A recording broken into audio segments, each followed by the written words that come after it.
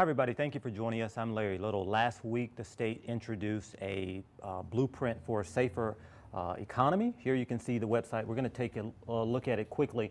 What the state did was introduced a tier system where different counties fall into tier systems, which allowed for some businesses to reopen, and of course some cannot reopen at this time. And here on the website, if you want to find out information, of course Q&As here, FAQ here on the website, but also if you want to find more information about your county, you can go here. You can see we're purple, which means we're at a widespread. It's going to get better, I have confidence. Put in Santa Clara County, and you can go through and see which businesses are open, which businesses are not allowed to be open at this time. And one huge positive note, one thing that happened this week, hair salons and barbershops were able to reopen. So a very interesting website.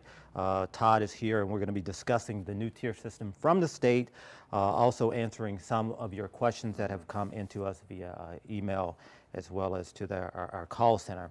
Thanks for being here, Todd. Absolutely. So let's just talk first. I see a lot of businesses can open with modifications. What is the modification? I believe that what the modifications are referring to is going back to our actual mandatory directives that we had posted many weeks ago. So the density requirements, submitting those social distancing protocols. So what we currently had originally planned to institute is now really going more into full effect after we had hit that stop immediately from the state. So those are the kind of modifications those businesses who are allowed to open at this time should expect, is to really make sure that they're following their social distancing protocols, submitting their social distancing protocols, as well as making sure that they follow their mandatory directives. So what are some of the businesses that were allowed to reopen?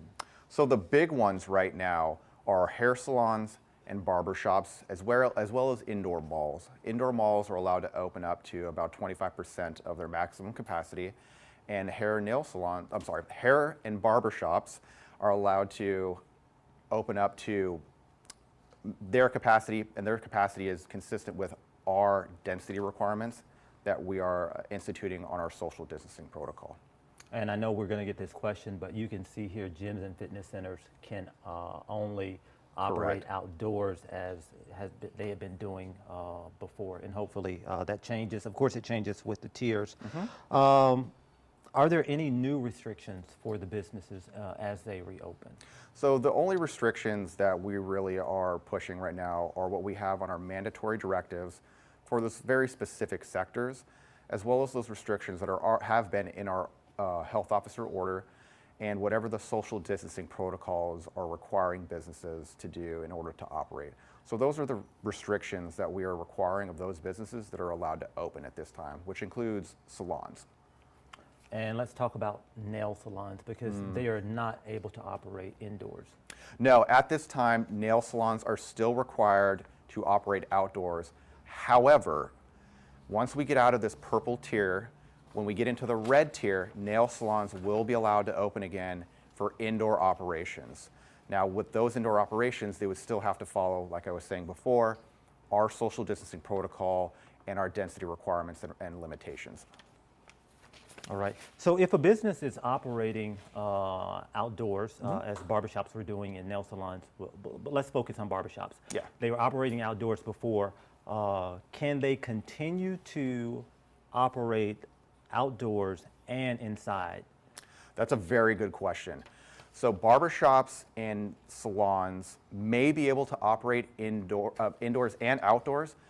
We're encouraging people to contact their city to make sure that they're still going to be allowed to operate outdoors. What this will do, if they're allowed to do so, is maximize those services they need to do inside the facility and still provide those services that they can provide outdoors.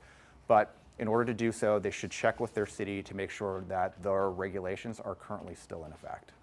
Yeah, I know some people say, why would they want to still operate outdoors? Yeah. But a lot of hairdressers and barbers have said they don't feel safe actually operating indoors right now, so continue to operate outdoors. Absolutely. And they can check with their cities.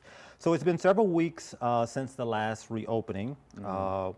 where should I go online to find all COVID-19 guidelines and registration forms for reopening? Yeah, so businesses should go to sccSafeWorkplace.org to see all the resources we have currently available for businesses. That includes the directives, that includes links to the social distancing protocol, and also businesses can fill out their social distancing protocol online at COVID19prepared.org. So let's talk about that for just a little bit. Just because you own a hair salon or a barbershop and the state says, okay, you can reopen indoors, you just can't open up for business as normal. You have to go through Correct. And fill out the paperwork Correct. and submit that information to us. Correct, and I know there's a lot of confusion right now about that. We started with this risk mitigation order and plan and framework, and then we had the state come back and restructure things, so we're really ramping up again to go into that direction of risk mitigation. So we still have the social distancing protocol that businesses must fill out in order to operate, and that'll guide them as to their safe operations. And I want to say we did remove our face coverings prior to this segment, so everyone, including the ASL, American Sign Language interpreters, can clearly understand and properly communicate the information that we are sharing today. And we get tested often, and I want to move into that testing question. It says, should the employees working in my salon be tested on a regular basis? Yes. So now that hair salons are open, these employees are going to be exposed to people on a very regular basis. So we are encouraging those employees to be tested monthly in order to make sure that they can really track and mitigate the spread of COVID-19. So again, they're now considered a frontline employee, so they should be tested at least once a month. All right. Are we able to advise customers refusing to wear a mask that we cannot provide service to them? And also, can we refer them to your website with COVID-19 guidelines? That is a question we do get a lot of, is like, can I refuse service? Can I, what kind of restrictions can I put on customers and so forth? Well, this is a little bit more of a tricky kind of scenario. So customers are required to follow our laws that are currently in place for mitigating the spread of COVID-19, which is, social distancing, wearing masks, not leaving your home unless you're, absolutely meet those criteria that need to happen.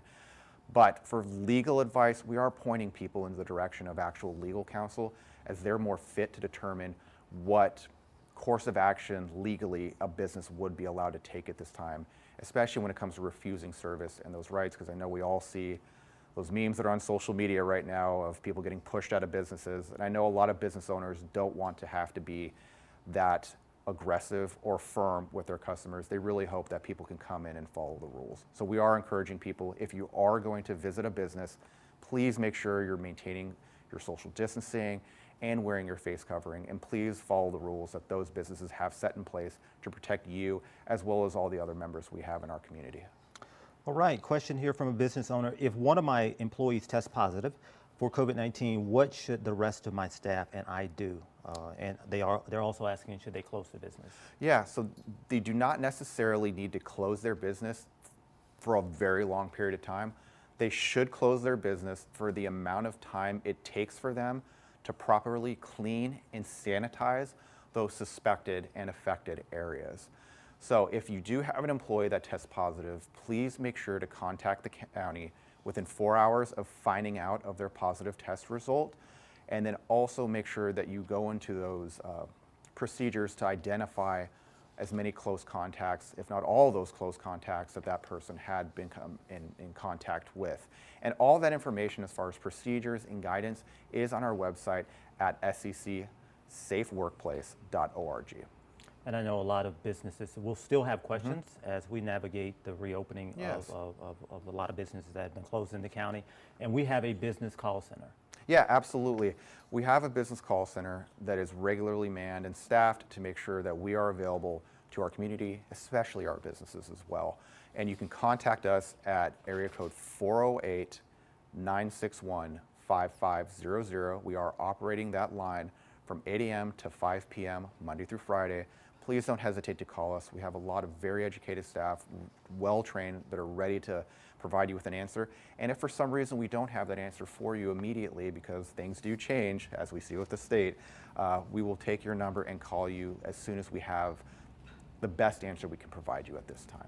Also, we have where you can report or share your concerns. Absolutely. We have a site you can go to, and Luis is going to put that up on the screen. So many numbers and websites that are coming up, and it's very difficult to remember. I know people are going to have other questions, but I'm going to post the link to the state's website in the post for this Facebook Live, so you can go to their FAQ, and a lot of your questions will be answered there. I know some will say, what happened to the county monitoring list?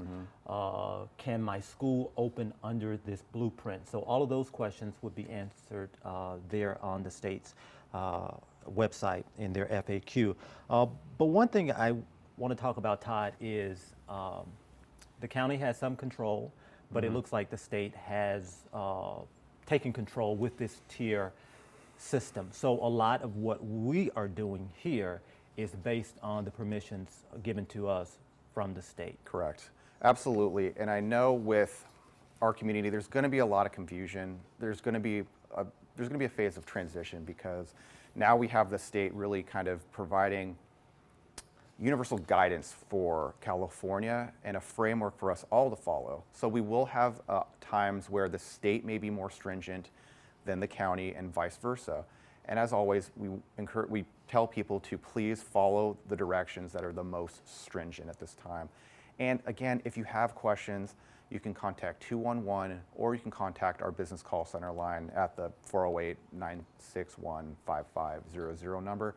We're more than happy to help people kind of get some clarity and understanding, because there's going to be some confusion moving forward, especially once we start transitioning through these colors and tiers.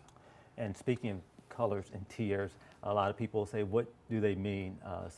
Minimum is better, and purple, let's just say it needs improvement. To say the least. So it's higher risk there for the purple, which our county is in, and it's based on the rate per 100,000, excluding prison cases, 7-day average with 7-day lag, and that's testing positive for COVID-19. Absolutely. So it's in our hands to make it better and move it to a different tier, and hopefully we get to yellow very soon. Absolutely, and I think that what people need to really focus on is that there's a lot of things that will become available once we get out of the purple tier. You know, indoor dining at 25% of a capacity, nail salons, massage therapy studios are allowed to open indoors as well. So those are the guidelines that the state is providing us at this time too. So how do we get there? Well, we get there by making sure people are regularly getting tested if they're frontline employees. Also, if you've been exposed to a positive case, or if you are experiencing symptoms, get tested. If you're regularly using public transportation, get tested. The state has already provided a statement saying that those counties that are providing a lot of tests, which is who we are at this point in Santa Clara County, is not going to necessarily negatively impact us for the amount of positive cases. They're taking that into consideration. So because we say test 1,000 people and only have 25 positive cases, that's very different from, say, a county that only tests 100 people and have 25 positive cases. So please make sure you're getting tested, especially if you're having symptoms, and especially if you're a frontline worker, and especially if you're a close contact. And also, when you're out, make sure you're social distancing. Also, make sure you're wearing your face mask. And also, if you are a business, make sure to maximize the amount of employees that can work from home, because that is mandated in our order. And I'll say it again, because I think this is a very, very good point. Make sure that if you are a business, maximize the amount of staff that can telework, because it's how we also mitigate the spread of COVID-19 in the workplace. So Todd, I'm going to put you on the spot here. I searched 6 counties to find somebody in the yellow, and I haven't found anybody yet. So what's a county that's probably in yellow? Oh, if you go back, I can tell you red. So yellow would be, let's see if we can find the actual map. And I believe you had it.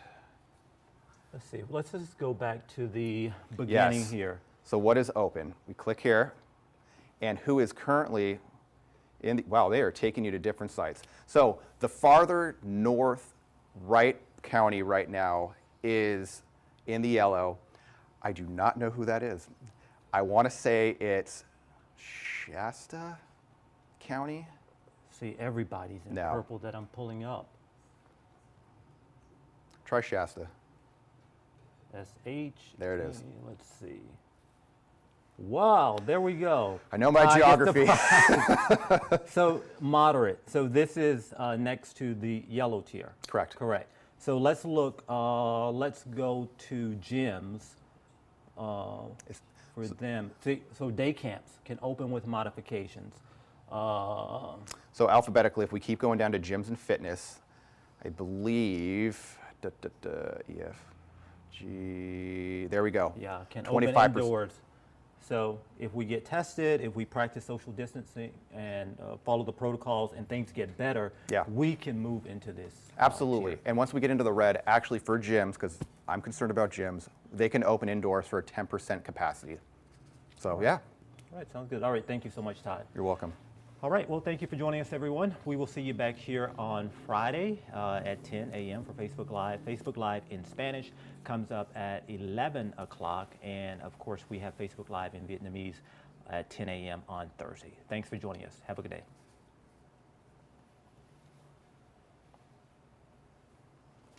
Man, you're good with these